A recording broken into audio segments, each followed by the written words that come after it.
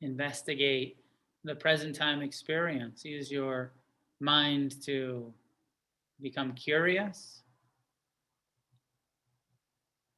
paying close attention to how the breath enters and exits, and all of the sensations at the nostrils, chest, belly,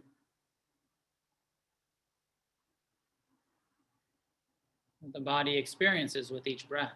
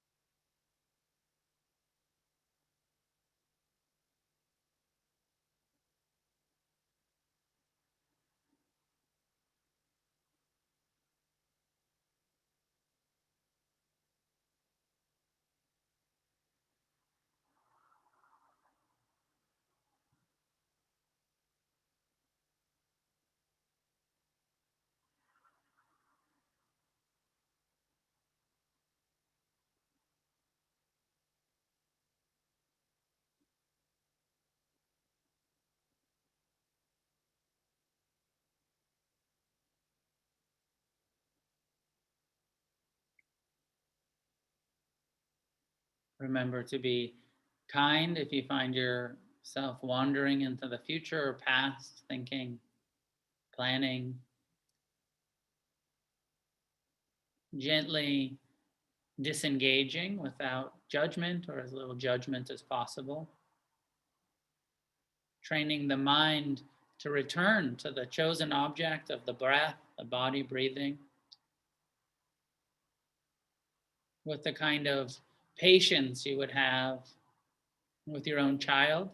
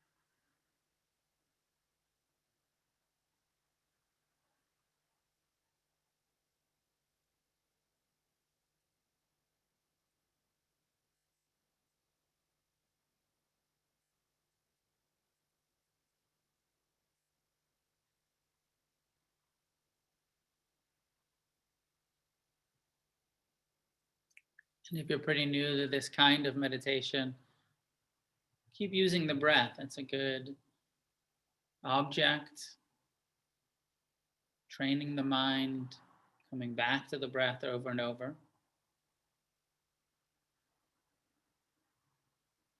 But the Buddha's instructions encourage us to expand, to become more and more inclusive of our whole experience, not just the breath, but the whole body, all of the sensations, head to toe, becoming aware, sitting, know that you're sitting, knowing all of the sensations created by contact, body on the chair or cushion, where your hands are resting, perhaps even feeling the fabric of your clothing on your skin.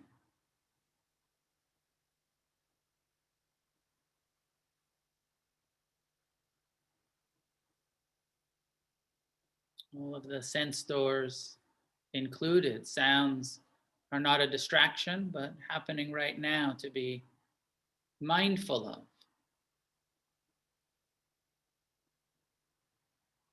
as well as thoughts, emotions happening right now. Thoughts about future, past, fantasies, doubts, worries, present time phenomena of the mind.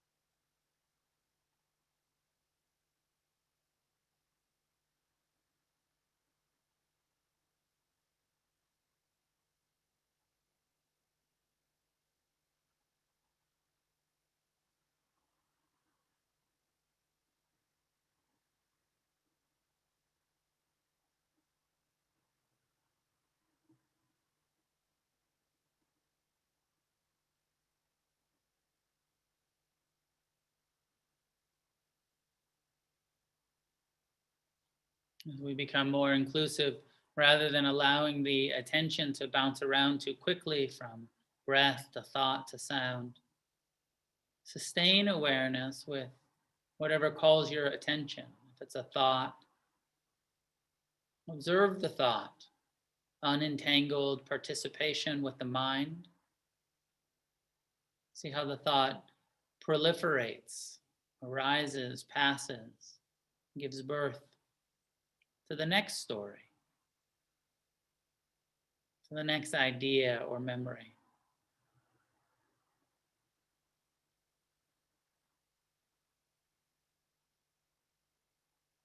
If it's a sound that calls for your attention, pay attention to that sound all the way until it disappears. Come to know directly the impermanent nature of everything that we experience. Sounds rising and passing, thoughts appearing and dissolving, sensations coming and going.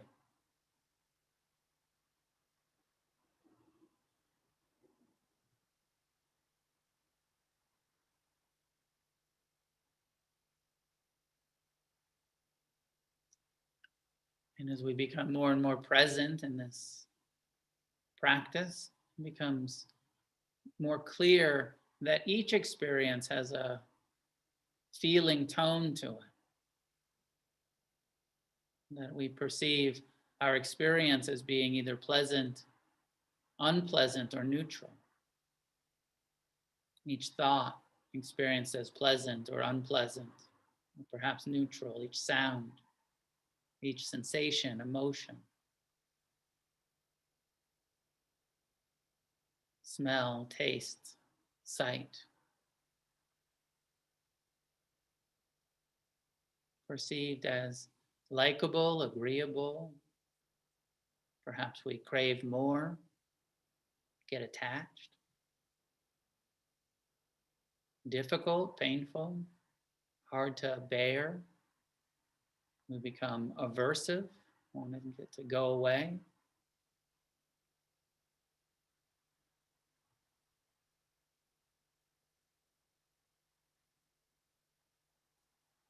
Use this quality of inquiry, investigation in your meditation to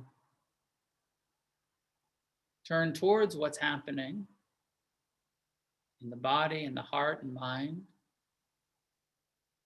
and identify how it feels.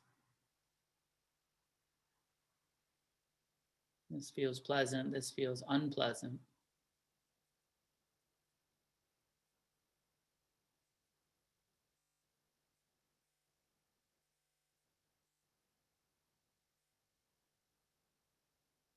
Much of our experience may be neutral, neither pleasant nor unpleasant, also to be known.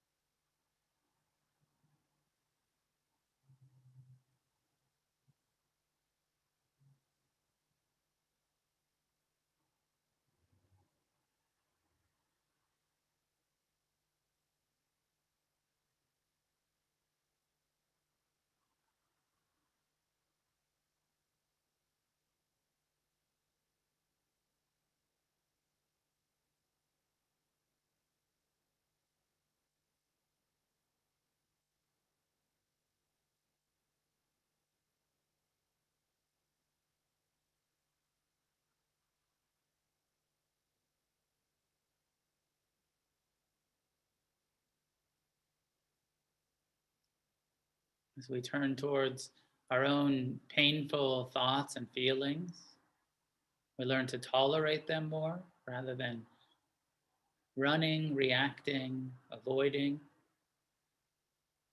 Breathe into your own pain, whether it's a painful sensation in your body, unpleasant memory, or fear in the mind.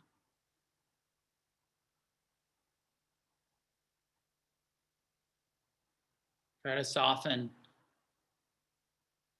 try to meet it with mercy, inclining the mind towards compassion, even towards the ache in your knee,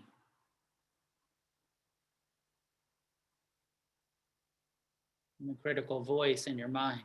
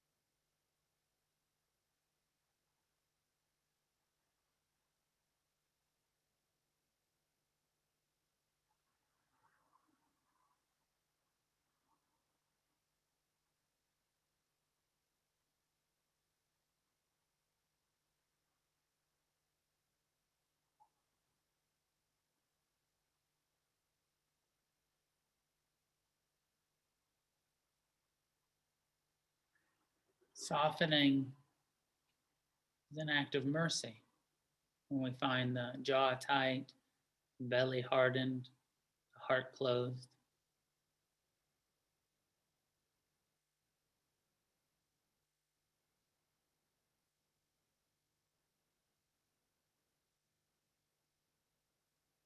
Letting go is an act of kindness, an act of mercy. When we find ourselves clinging, craving, suffering about something that's not even happening right now. It's just a thought, a memory, a worry.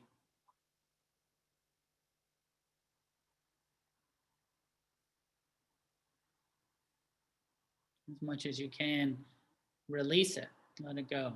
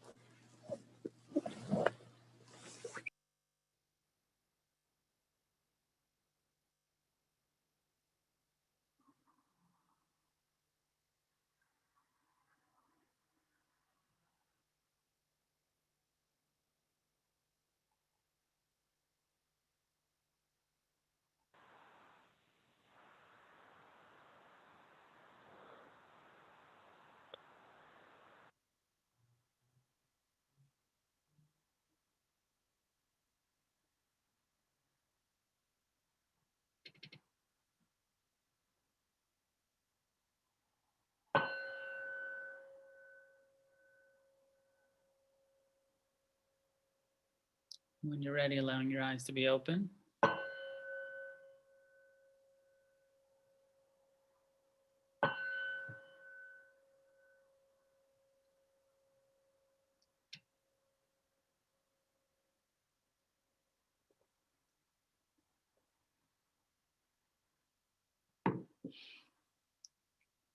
Perhaps stretching or moving whatever way feels good. And we can continue this quality of present time awareness, mindfulness, as we open our eyes and the world appears and the screen appears and we move our bodies and also this second foundation that we're investigating, which is pleasant, unpleasant, neutral, as we take a drink of water or move, of just seeing um,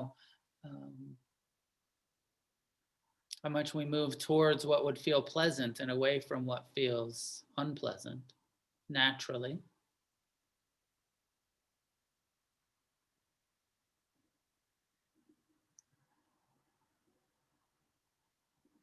So I want to talk tonight about mercy. We're on chapter 4 of I think it's chapter 4, of the book.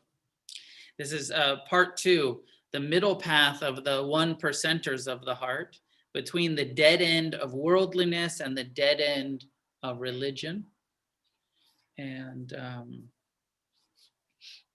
really like this as a definition for Buddhism, a middle path. And it's interpreted different ways by different people, but I like this interpretation of there's 2 dead ends to be avoided in our life if we are seeking, it's always under the context, if you don't want to suffer, if you want true freedom and happiness and well-being, then avoid the dead end of seeking that well-being from the world, of thinking that the world of sense pleasures, the world of indulgence and is going to somehow provide our happiness. And this in itself is pretty radical, because certainly we live in a world that gives all kinds of false promises of happiness through material, sensual, accomplishment experiences. And it's I think it's quite a blessing if you really know, completely understand inside yourself that the world will not provide what you're looking for. It's not a failure. It's not that you haven't been successful enough. It's not that you haven't been skillful enough at navigating the world. The world just doesn't provide it. And I know that it's just such a long and deeply held confusion that so many of us have. Seems like the whole world, is suffering from this delusion that there's a material or sensual solution. And this is one of the really radical things that the Buddha taught, was that it's an inside job. That what we're looking for cannot be found out there. It can only be found through a radical change in our relationship to our own mind. And as we change our relationship to our mind, to our body, to our emotions, we change our relationship to the world, and this change can end suffering. And, this other dead end that the Buddha referred to, of the extreme of blind faith and the dead end of religion and all of the false delusional promises that religion often offers, asking us to believe things that are absolutely not true and promising us experiences that are absolutely unattainable. And, some fantasy afterlife of happiness rather than a embodied present incarnation where we don't have to suffer so much and can have more and more well-being.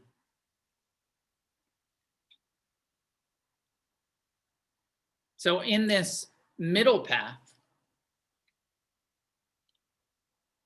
the Buddha says, first we have to turn towards all of our suffering.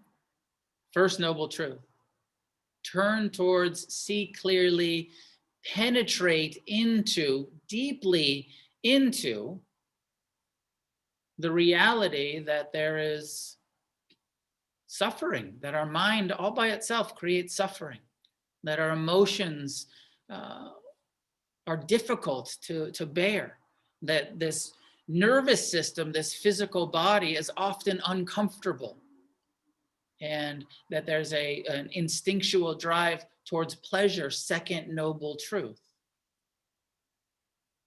And that because, and you know, most of you who listen to me know that I'm always saying, you know, these first two truths are normalizing, and in one way or another are also letting us know that actually all of this suffering is not your fault. It's normal to be stressed out, afraid, worried, anxious. All of that shit is normal. That's the first noble truth. The fact that you crave for life to be pleasant and aren't very good at tolerating pain, normal. Comes with taking birth, part of incarnation. But then the Buddha goes way out onto a limb and he says, it's possible to have such a radical transformation through our own efforts in this lifetime that we're no longer in the ordinary, normal human experience of suffering, that we break free. And that we do that by developing compassion for pain and non-attached appreciation of pleasure. And we learn to not be so identified, to take it all personal and believe that not to be so self-centered. It's a simple, only 3 things you got to do. Have compassion for everything all of the time that's unpleasant. Don't cling to anything ever. And stop taking it all so personal, and don't be so self-centered, and you won't suffer anymore. Simple.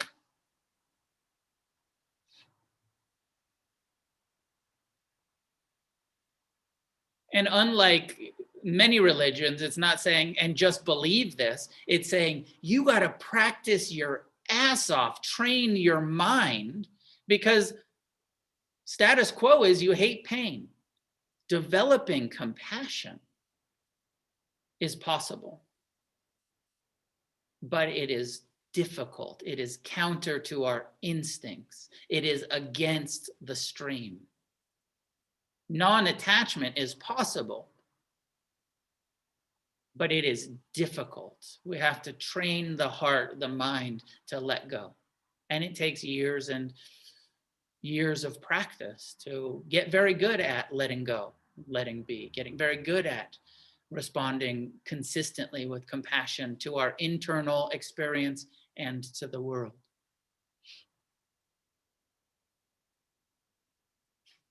Part of the setup here that I love, and the teaching of the Buddha, is that it's an empowerment and it's an acknowledgement that we human beings actually have a lot of influence.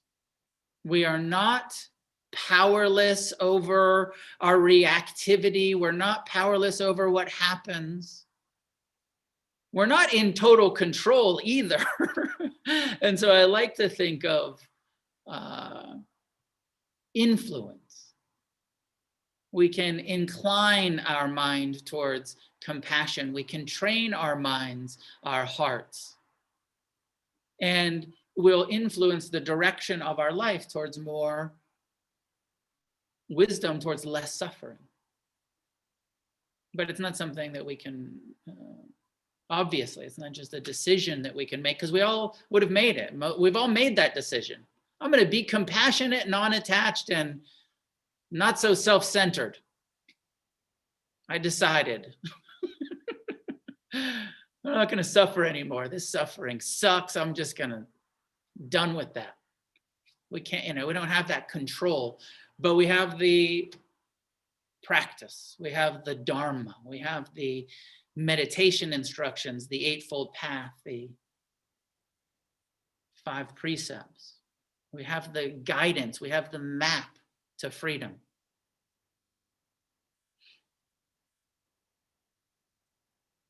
If you don't, if you're new and you don't understand what I'm talking about, the Eightfold Path or the 5 precepts, I don't want to explain them right now because that's not what I'm talking about tonight.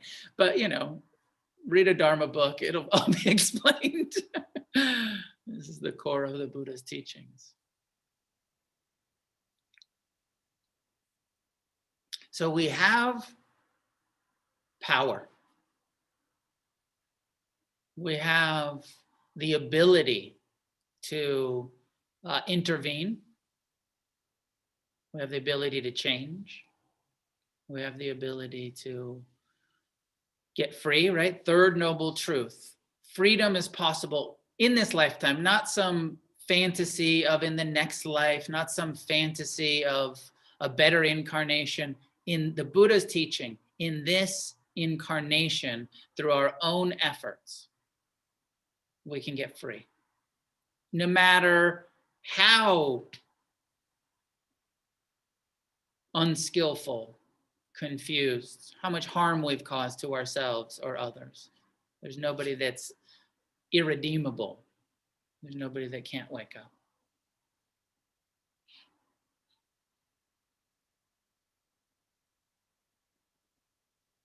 When I started practicing, I got a lot of benefit from the simple mindfulness practice, mindfulness of the breath. I found it such a relief to ignore my mind just for a few seconds. I found that my mind was creating almost all of the suffering in my life. And the simple permission to disengage from the thought world and come into the body was a relief. Just avoiding that suffering that the mind was creating, that the body was a refuge. The breath was a refuge. But I saw that when I wasn't being strictly mindful of my breath, all of my craving and aversion and self-centeredness was still running the show. And I read the books, I listened to the Dharma teachers, and I heard a lot about compassion and the necessity of compassion. And I would sit in meditation and I would do some loving kindness or some compassion, some forgiveness, but I just felt like I don't have any compassion. I have anger, I have fear, I have lots of resentments, but I don't have gentleness or mercy or compassion, or I don't have tenderness towards my pain. I have resentment towards my pain. I fucking hate it. I want to avoid it. I want to get rid of it. And so it took a long time. What I did see in the beginning was that the more I sat in meditation, I came to meditation with the like, okay, I'll fucking sit here, but this sucks. But I'm desperate enough that I'll sit here with my achy knees and my sore back and my loud mind. And I'll keep, and a little bit of relief when I come back to the breath, but my legs still hurt, my back still hurts, my mind is still abusive. But the more I saw a kind of arc over the months and years of the more I sat, the more I became tolerant of discomfort. I spent the first half of my life, like the rest of the world, I think, maybe I might even be more extreme than normal people, running from pain. And then I took on this practice of, okay, I'm going to turn towards my pain. I'm going to sit here with it. And I saw, oh, my tolerance of discomfort started to increase. I still didn't have compassion. I still sat here with a like aversive tolerance. So I think my experience, and yours may be different than mine, but mine went from like, I'm sitting here, but I'm getting a tiny bit of relief when I'm ignoring it, but I hate it. But I'm just going to keep doing it.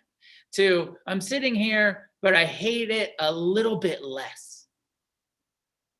And the over the months and years, actually, I'm sitting here and I still don't love myself. I still don't have compassion, but I actually don't hate it anymore. I've become accustomed to being uncomfortable. I've become tolerant of my own unpleasant mind and unpleasant emotions and unpleasant sensations. To this middle place where it was explained to me and it felt like the experience of mercy. As I was saying before, we're powerful. And we have the power to meet our pain with hatred and turn it into suffering. It's like alchemy. There's just something unpleasant happening, and then magically you hate it, and all of a sudden I'm suffering about it. I don't know if you're aware of this Buddhist definition, which is that pain plus aversion to pain equals suffering. And this is important because the whole Buddhist promise, the whole nirvana business that we're talking about means freedom from suffering, not freedom from pain. And we start to see, oh, I don't have to suffer about pain.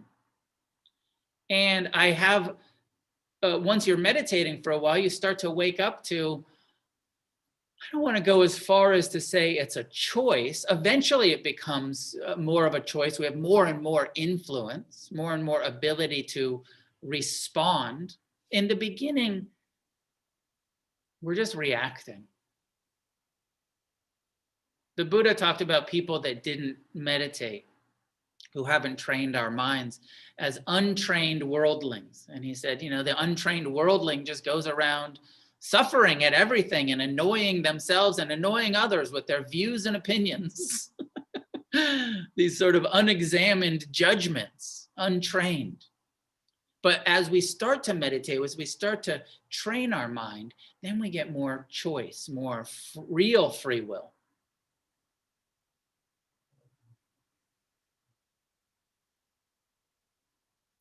And it becomes clear to us that letting go is an option. You don't have to stay attached. You can relinquish, you can let go. You don't have to stay aversive, pushing away, being contentious about the whole experience, the whole world. That we can start to end our suffering or cause our suffering. Now, again, want to back up and acknowledge that suffering is normal. Everyone experiences it. The cause of suffering, not your fault, this repetitive craving. But once we come and we have this training and this path, then we actually have the ability to intervene. And once we've been intervening for some time, meditating, training the mind, it has more and more ability to choose how we're going to respond to each experience. In the beginning, it feels elusive. My experience was it felt elusive for the first couple of years of my practice. The definition of mercy is to not cause harm in a situation where we have the power to cause harm. And the more we see something unpleasant is happening, now I can hate it and harm myself and suffer about that, or I can tolerate it, accept it, not hate it, non-harming relationship to my own pain. Likewise, externally, something unpleasant is happening, something painful, just look around, all of the incredible injustice that's happening in this world. And it's so painful to witness.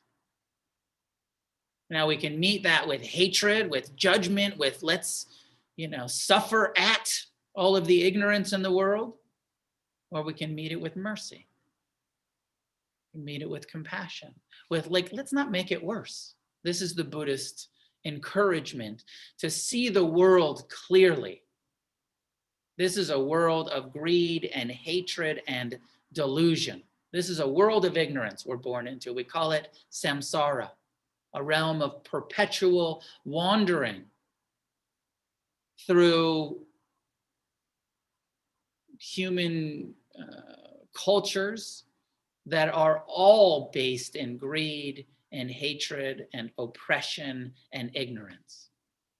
It's just the reality of the world that we live in. This is what the Buddha is saying about his society 2,600 years ago. Seems obvious that not much has changed. Yeah. Maybe it's even, a lot of people say, fuck, it's just getting worse. We're in a more and more degraded society. The greed is just intensified by technology. The hatred is just spread by technology. And,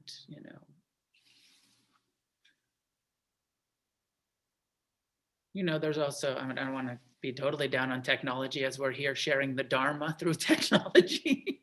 The technology is also spreading the Dharma and offering us a lot of support and solutions.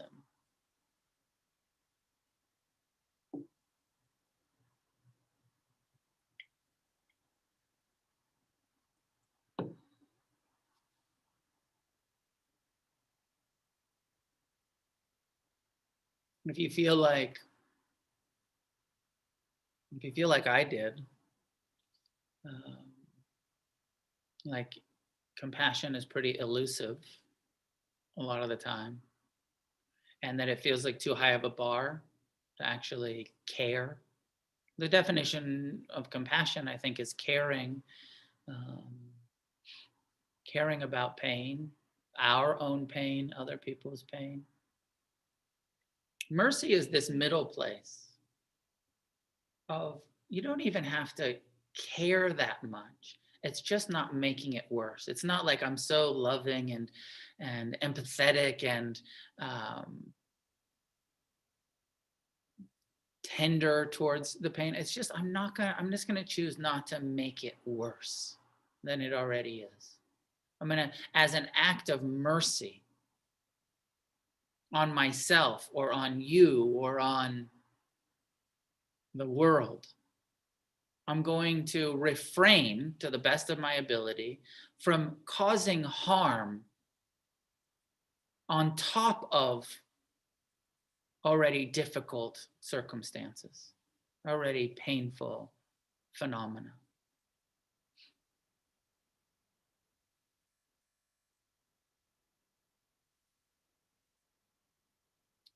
Ultimately, we are trying to develop compassion. Mercy is a way station. It is a good sign. It is part of our practice. But ultimately, of course, we're going towards compassion, and it's where the book is taking us towards loving kindness, towards compassion, towards equanimity and appreciation, deep forgiveness of ourselves and others.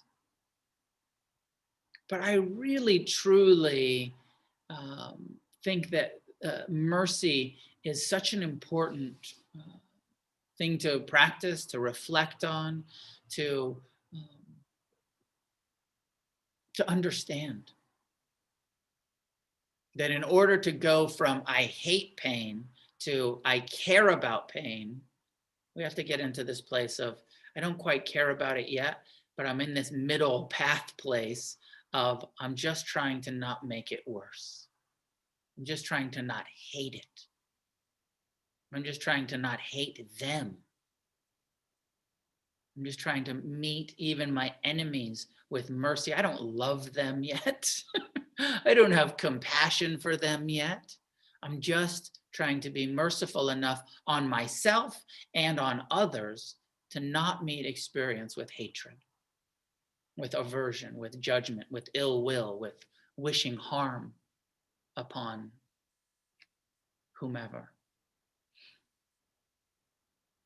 So, of course, this is this is the Buddhist perspective on mercy, which is so different than our cultural, I think, maybe it's my conditioning, but mercy seems like such a theistic, it's thrown around so much in Judeo-Christian, Islamic, theistic religions.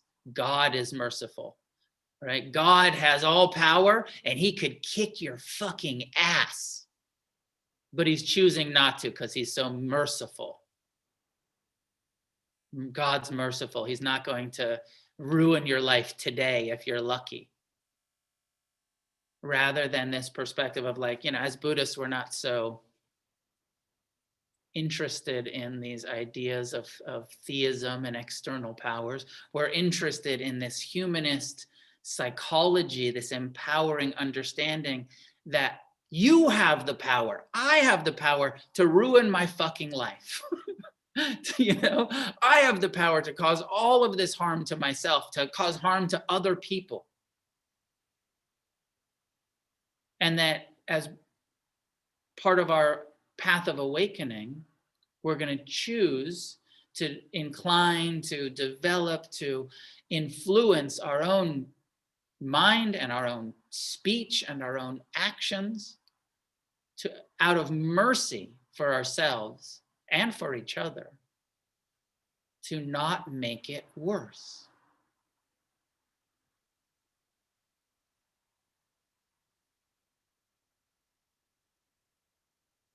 So there's all kinds of practical examples in that chapter in the book. Renunciation can often be an act of mercy. If you're an alcoholic and you get sober, it's an act of mercy on yourself. To not keep suffering, to not keep harming yourself through those addictive behaviors. There's a story in the book about my friend Pablo, who came to me, and he was already sober or in early recovery, but he was suffering from all of this anxiety. And we started to investigate, well, are there any factors, are there any external factors, some of the internal, and he said, yeah. And I just at one point was talking to him and said, how much caffeine are you intaking on top of that anxiety? And he's like, 3 cups of coffee and a couple sodas and chocolate every day. And I was like, well, as an experiment, I wonder, how refraining as an act of mercy on yourself, I wonder if you didn't intake all of that caffeine, if it would affect your anxiety. And I'm sure there's people in the class tonight who have anxiety and don't use caffeine, and but his experience was when he stopped indulging in so much caffeine, his anxiety decreased a lot. And that some of his anxiety, it didn't completely go away, but that some of his anxiety was really fueled by what he was putting into his body. And an act of mercy to say, I'm not going to do that to myself anymore. I'm not going to make it worse. I already am suffering. I'm already anxious. And then I drink coffee and it fucking goes through the roof. So I'm going to stop drinking coffee.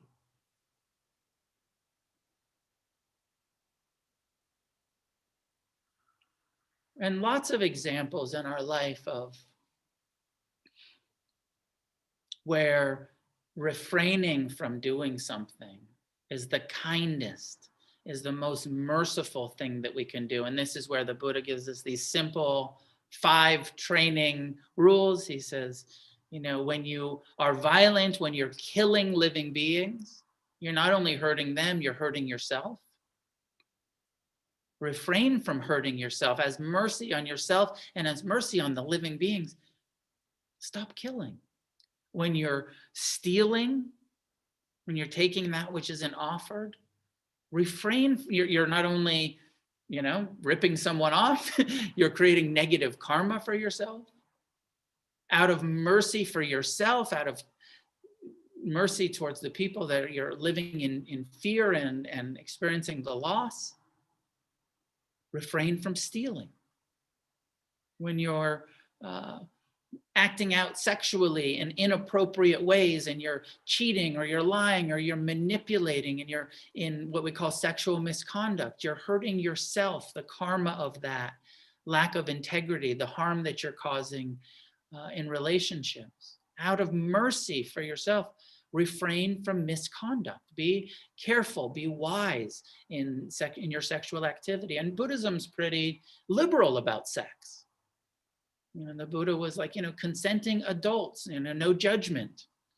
There's no sort of, you have to be married. There's no teachings about monogamy, any of that stuff. It's just honesty, just integrity.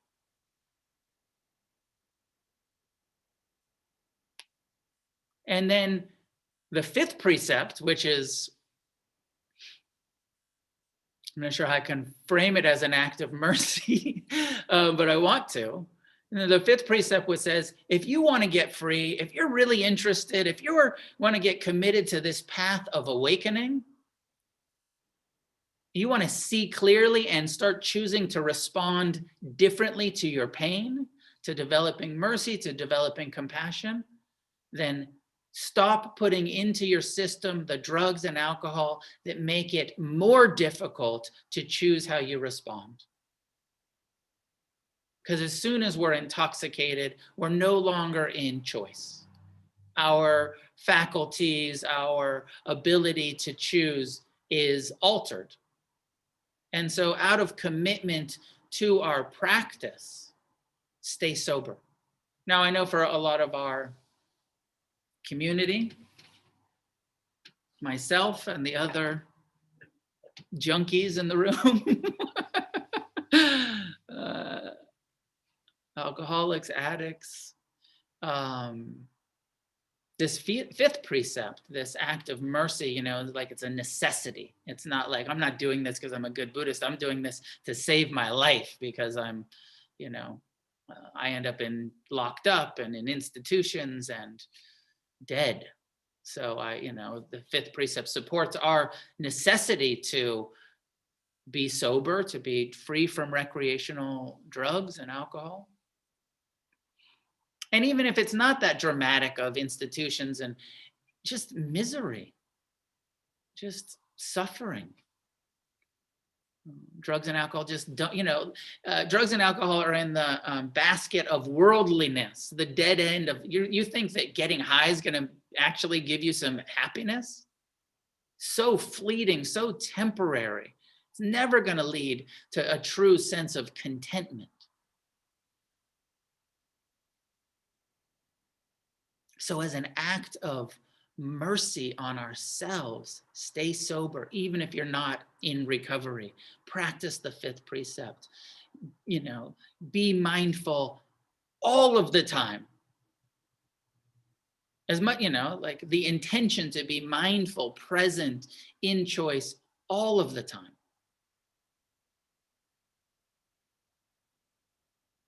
Like 5 people just dropped off of the class. They're like, this guy's telling us we can't drink. I'm out of here. And honestly, I'm not telling you, what to do, but the Buddha's teachings are clear.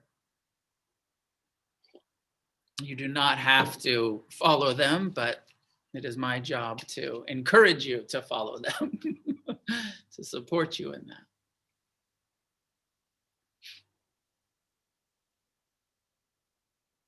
So renunciation as an act of mercy. Letting go as an act of mercy. Maybe you don't have enough full, compassion for yourself yet, but just letting go of something that you're clinging to, some fear, some worry. Just in that moment that you come back and you say, okay, I'm here. That's not even happening right now. That's a thought. That's a story in my mind. Here, what's happening in my body, here now, returning to the present as an act of mercy. Breaking our tendency towards I, me, mine, self-centeredness, by helping someone else, being generous, being supportive, listening to each other as an act of mercy, of training our heart and mind to experience some freedom.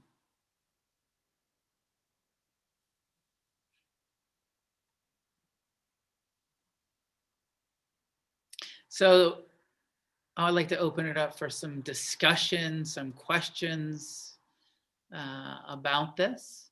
I think that next week we go into compassion. And this is the last chapter of this last paragraph of the chapter says, mercy is a step in the right direction until we can uncover the love and compassion of our hearts. The practice of creating less harm and being more merciful may be the bulk of our practice. So, of course, we're going towards compassion. That really is the true solution.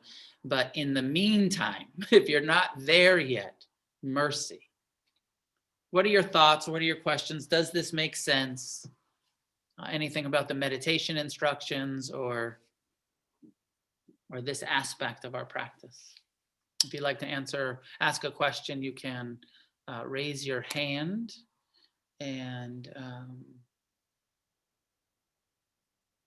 I will call on you. Raise your hand in the chat box. I think it's on the bottom of your screen.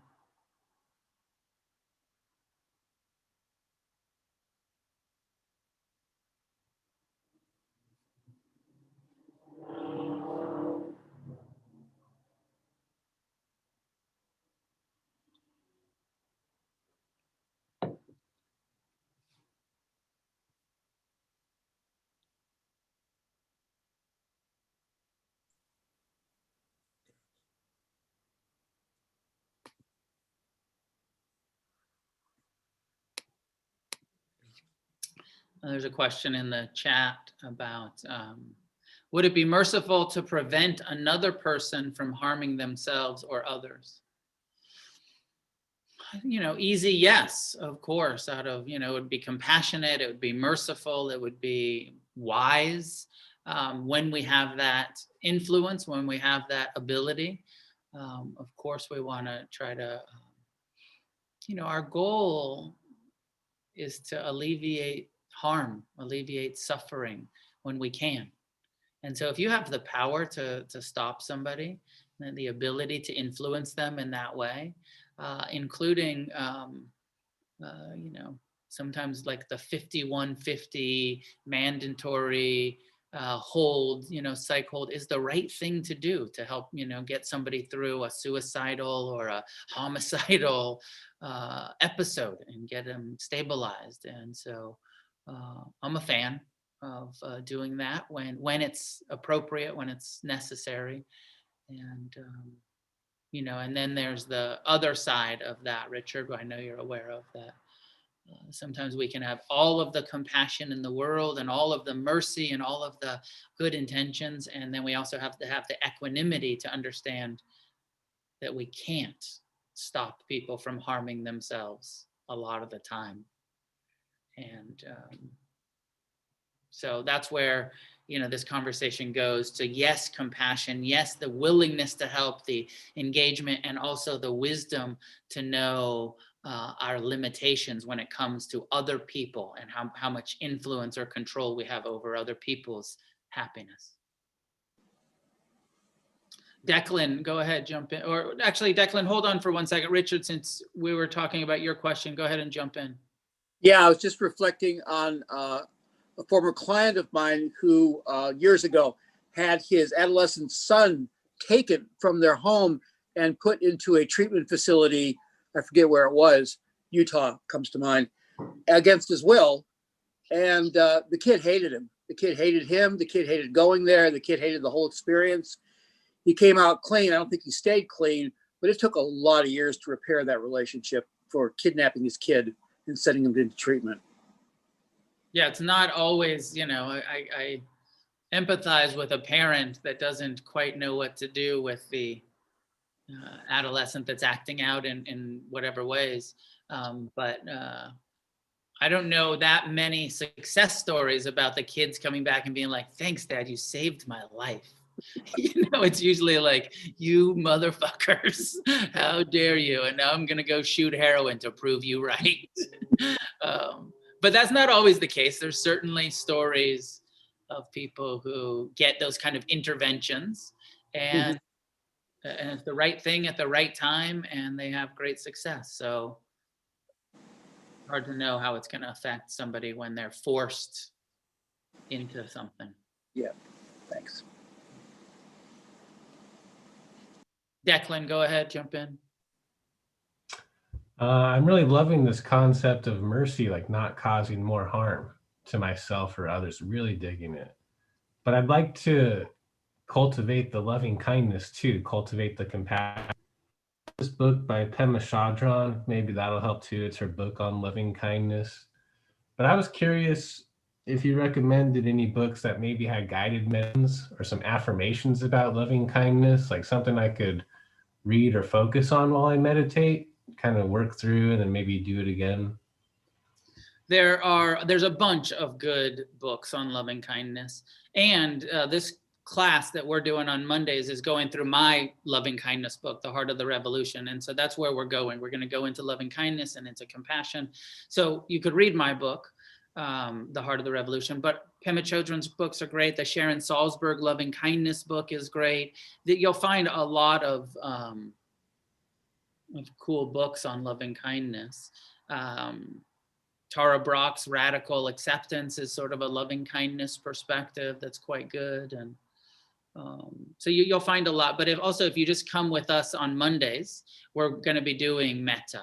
And that's really what this talk and this chapter of the book is. It's a setup for, even when you start doing metta, you're not going to feel loving kindness all of a sudden, but maybe you can move towards less harm, more mercy, and on the process of becoming more loving and compassionate. Great, thanks. It's like harm reduction. Yeah. Like for addicts, it's like there's the abstinence model and there's the harm reduction model. And mercy is a little bit like, on your way to compassion, harm reduction of mercy. Yeah, I'm reading Heart of the Revolution right now. I guess I was just looking for those beautiful affirmation lines that sometimes are like spoken or like shared at these guided meditations. Yeah. I don't know if you've got there yet, but all of those guided meditations will be in the book. Actually, if you look in the back, or no, it's like as you go, there's the loving kindness meditation is like in the metta chapter. The may you be happy, may you be at ease, may you be free from suffering. It's in there, but like around page 130. Great, I think those will help. Yeah. All right, nice to see you. A couple other questions. Is there a way to be merciful for others without being merciful to yourself, or vice versa? Do they come together? I have to admit, who asked this question? Oh, Rick. No, Joel. I have to admit that I will answer this question differently depending on my own mood. Sometimes I have been guilty of saying that if you can't have compassion for yourself, your compassion for others isn't real. If you can't have mercy for yourself, that your mercy for others is, there's something missing. Sometimes I say, and tonight I'm more in the feeling of like, of course it's still, you can still do it. And that actually a lot of people are way better at being kind and merciful and compassionate towards others than we are towards ourselves. But there is this huge emphasis in the Dharma of like, if you want to get free, it has to be from the inside out. It's, it's not from, all of this externalizing. I'm so compassionate to everyone else, but I hate myself. We have to use these practices to learn to love, to learn to have mercy, to learn to have compassion from the inside. And then you will see. And somebody recently was saying that like it clicked for them after years of practice, that when they started to get it from the inside, actually what they thought was mercy and compassion towards others, they saw, oh, it wasn't real, it wasn't full, it wasn't completely embodied. And once I had it for myself, then I really started to see the capacity of love that we really have from the inside out.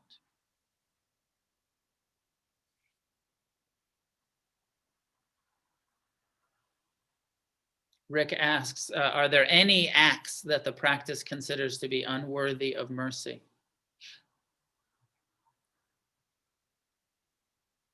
Well, I like the question, Rick, because it gets us into, mostly I've been talking about an internal attitude of mercy. I would say, let me answer it this way. There's nothing that is unworthy of mercy. There's nothing that is unworthy of compassion. No acts, even the most heinous acts. That having been said, with compassion, with mercy, there can still be consequences. And there can still be really good and should be really good boundaries. And, although our American prison industrial complex is completely and totally corrupt, and the majority of the people in prison probably, just need some love. There are some people in prison that need to be in prison, right? And that the most merciful thing to do is to have that kind of consequence, that kind of containment for sociopaths, for, people who aren't going to stop causing harm. But still mercy, but still compassion, but still forgiveness and resources, and teach the sociopaths meditation while they're where they need to be contained. Not mercy as no consequences, not mercy as a free-for-all to just harm each other. That sometimes strong boundaries are necessary and serious consequences. Hope that makes sense to you.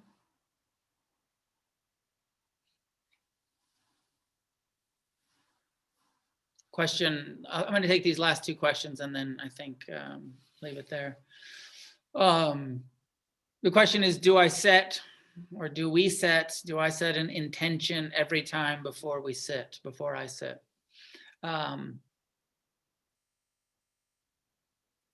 I do these days and have for a long time. I didn't used to always in the beginning, but it became part of my habit, became part of my practice to set an intention. And most of the time, just a general intention of kindness, intention of friendliness, intention of, so it's become my habit to do that.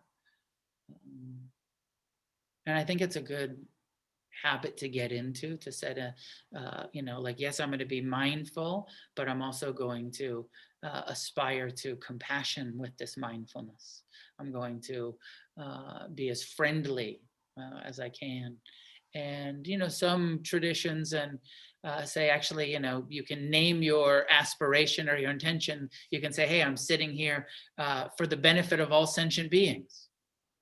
And really naming that kind of bigger intention than just, I'm trying to lessen my suffering a bit. I'm actually doing this as an act of compassion, of mercy, of generosity for the whole fucking world. And there is that perspective that the more we can get ourselves free from suffering, it's an act of generosity to everyone that we're not going to be a dick to, that we're not going to offend, that we're not going to cause harm to. That our practice actually does benefit everyone that has to deal with us. So it is a generosity in that way too. Last question, I don't think I can probably answer, but it is, When do you know it's time to let go of a relationship? It's a big question.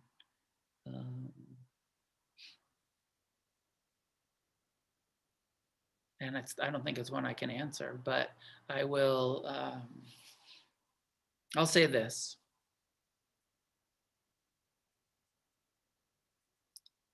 Love can be unconditional. We have the ability, and this is what loving kindness is, an unconditional quality of the heart that is loving, that is kind, that is merciful, that is compassionate, that is wise. Relationships cannot be unconditional. You can have unconditional love, unconditional compassion for someone, but boundaries, conditions are necessary in relationships. And if some of those conditions are not met and it becomes abusive and it becomes, there's betrayals and there's things that aren't being addressed, that aren't being, if your partner's not willing to take responsibility, to change, then at some point, and I don't have the answer, but I do believe, and of course have experienced, that at some point we can get to a place in relationship where it's like, this is not healthy anymore. And there is a such thing of staying too long and of kind of keeping ourselves in unhealthy situations. And then of course there's a thing of leaving too soon. And that's why I can't answer the question, because sometimes it's the right thing in the right relationship to hang in there through some difficulties and some real or imagined betrayals, and that it can be very healing to stay. And sometimes it's just going to be more and more harmful, both to us and to them, to stay.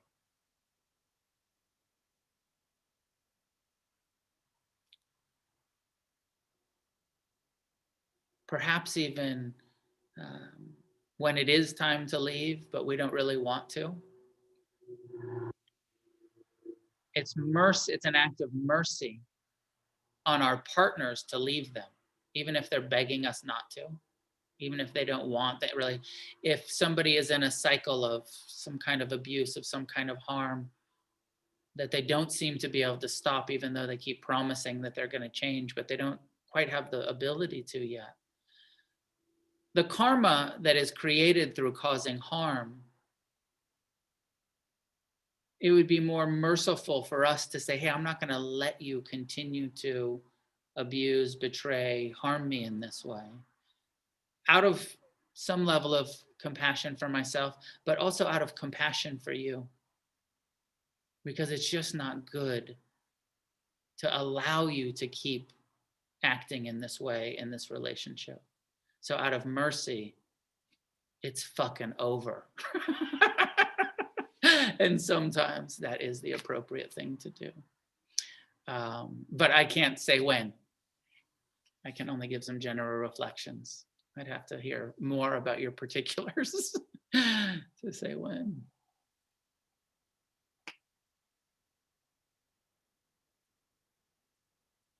Okay, I'm going to leave it there for tonight. Rachel has posted the donation link in the chat. Please donate. I do class by donation. And so here I'm going to ask you for a special donation tonight, if you can. My birthday is this week, and I'm going to be 50 years old. I'm making it to my 5th decade, and so in celebration of my 50th birthday, if you can, if you're in the financial position to do so, and you appreciate what I'm doing, what Against the Stream is doing, consider a $50 donation to Against the Stream. And, I care so much about the Dharma. I care so much about our center here. And as most of you understand, we've been struggling through the pandemic to make the ends meet. And so your generosity is necessary and helpful. And if you'd like to celebrate Against the Stream and me and my birthday, consider a $50 donation. And maybe you can't afford that and you want to give less, but whatever donations come in tonight, whatever generosity comes in from this talk, either tonight or if you see it later on YouTube, I'll consider it a direct birthday present to me, and I appreciate you for it. And thank you for your generosity. And I'll see you next week while I'm well into my 50th year of existence. May any goodness that comes from our practice be shared outward in all directions with all sentient beings. May we learn to respond with more mercy, and together may we create a positive change on this planet.